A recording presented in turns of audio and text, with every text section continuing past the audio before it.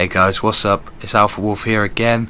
Today I'm bringing you some first impressions of Ghost Recon Wildlands. Would just like to state straight away that this is just the beta.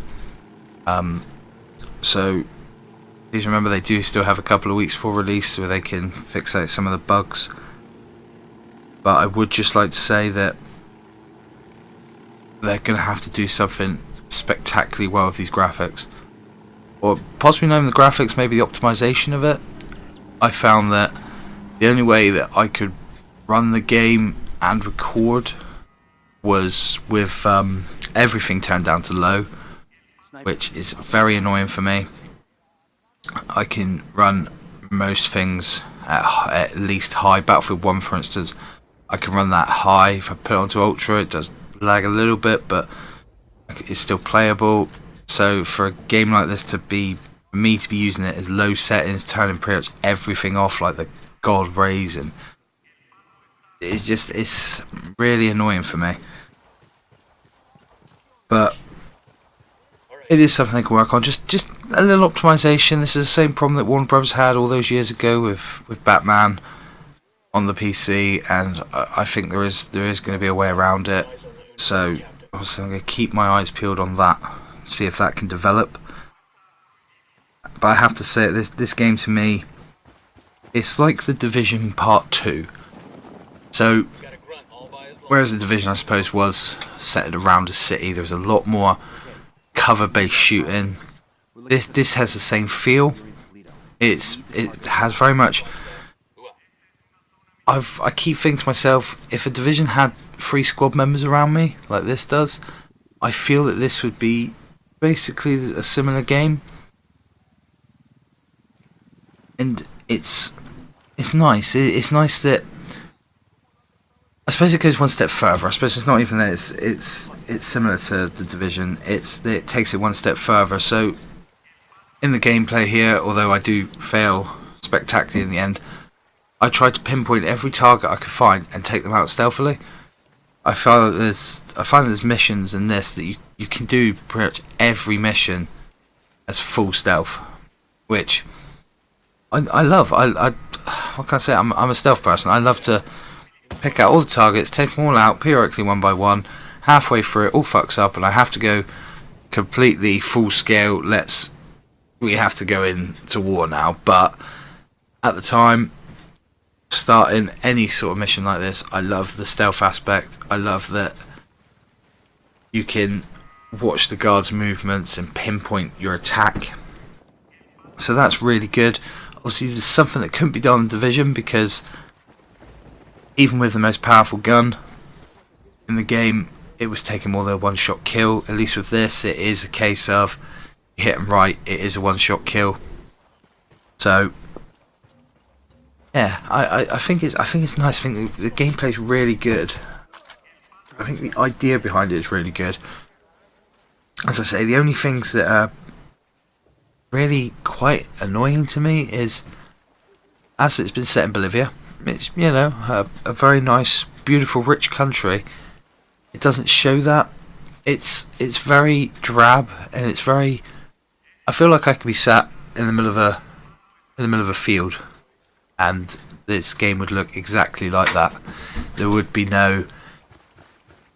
there is no bright colours, there is no buildings, there is no scenery. It is just simply the browns of the dirt, the green of the hill, the greys.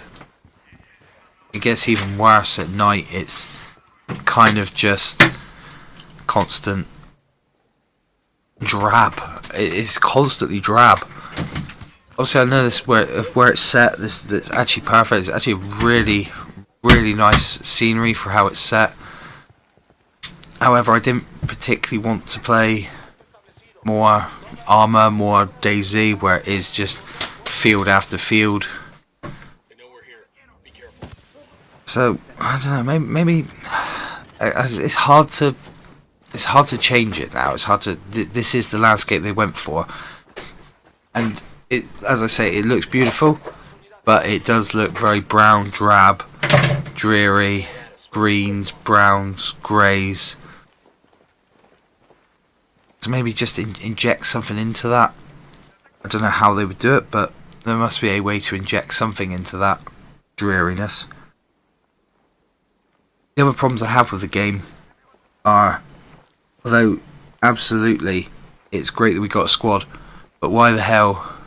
I don't particularly I haven't played with any of my friends who play in this game, mainly because I don't have any friends.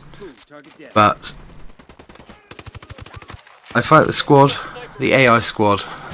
The AI enemies are actually pretty intelligent. If you're planning your assault out and you're taking them out one at a time, if one of them just sort of spots that a person's not where he should be, he will occasionally go and investigate. I'm not saying that this is the best AI in the world for the enemies, but it gets even worse with your squad. The amount of times I've been stood there and I've got a high value target on top of a tower, and one of my squad mates will walk past me, I'd just be like, why? You know, when you're looking down the scope, and someone in your squad walks past you, you're not instantly thinking that's one of my squad members. That could be anyone. It could be a civilian. It could be one of the bad guys who just happened to have flipped around a corner. And it's really annoying that they just get in the way so much. I know you can tell them to hold back, but sometimes you just want them there as a bit of backup. And if things kick off, you don't want to be going, oh, I now have to switch to getting them to fire, because if they hold them back, they will hold back. They will not help you if you get in trouble, which is quite annoying. There needs to be a thing to, you know, hold back until shit hits the fan. Then it would be a case of, right, shit's hit the fan, we'll now go and engage without having to be told. You know, these are intelligent soldiers, they've been through a lot, and it just seems like they go, right, we've been told to hold. Oh look, everyone's dying. Yeah, but I've been told to sit here and not do anything. That is so fucking stupid. But once again, it is possibly a simple fix. Maybe getting them to have different parameters of how they move. But let's say this is still the beta, so you can hope. I don't think that's going to change per se. Or even the landscape will not change. There will be no extra colour into it. As it looks in the beta is how it will more than likely look completely. But one of the things that they could change, which does get me a bit, is snap into cover. So I find that when you snap into the cover, sometimes it's facing you the wrong way. It's facing you. So you go to the edge of a building, and it's facing you as if you're going to be looking into the wall of the building. It should be, even though you've gone right to the corner of a building, where it should be snapping you to be able to face around the corner of the building, it snaps you the wrong way. Maybe that's just, it might just be me, the way I've been playing it.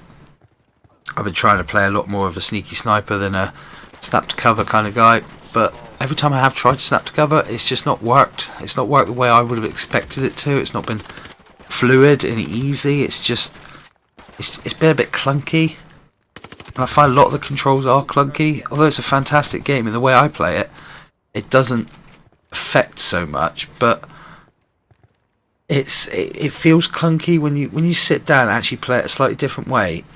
The movement, the cars, the helicopters, the vehicles are terrible. The controls on them are really, really bad. But it all feels a little bit clunky. It feels a little bit laboured. It feels like you just want to... You just don't want to move anywhere. You just want to sit where you are and just hope for the best, because you can't move the way you want to. It's not like a lot of games where you can sneakily stealth around corners, you can sneakily stealth here. You feel like you need to sit back and be an Overwatch rather than get in amongst it, and I can sneak around there and get around this car, because the controls will 9 times out of 10 push you to go into the car rather than around the car. So maybe just a slight tweak of them, just to make them less clunky, make them more fluid, would be nice. And I suppose apart from those main problems, this game is actually, it could be really fun. It's really nice. It's what the Division could have been. However, the Division excuse me, the Division is very grey. It's also very drab, but it's meant to be.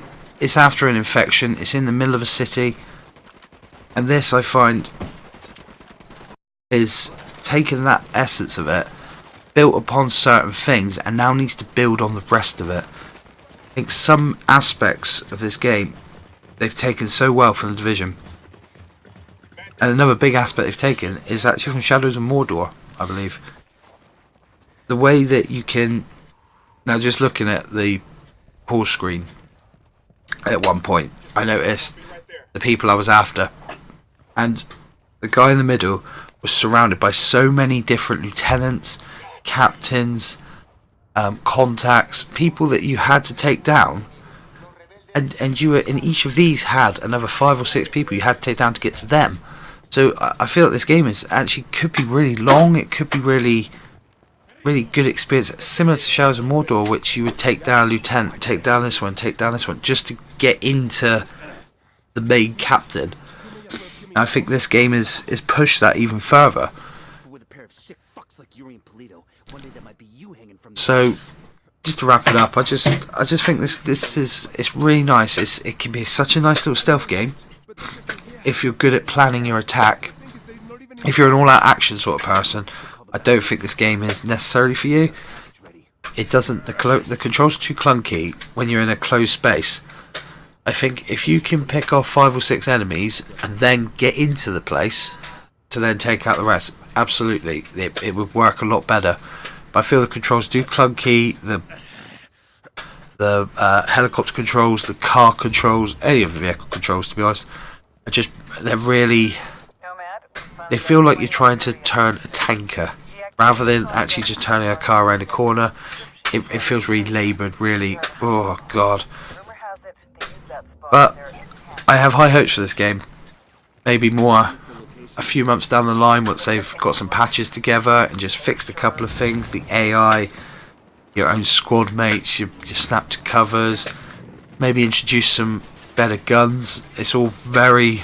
And yes, okay, I know that this is a military game. It is all very military, all samey guns, the same thing we've been seeing for years and years and years. I mean, the customization options on it are fantastic. The amount of things I could do with my character, the amount of things I could give him and make him look like was astounding. But sometimes it's not about the customizations, sometimes it has to be about the gameplay. And while the gameplay is kind of there, I think if this was a release game now, I'd only be giving it a 6 out of 10. Because it is so clunky. It's not fluid, and that's what it needs to be. And Ubisoft aren't a small company. You know, the Ghost Recon series isn't new to our lives. It just needs something a bit extra. It just needs someone to say, right, actually, we just need to change this, and this is how we'll get ourselves back to a game that will work. But anyway, thanks for listening to my ramblings. I hope to see you next time. And just remember, smash the like button, subscribe, and I'll see you later.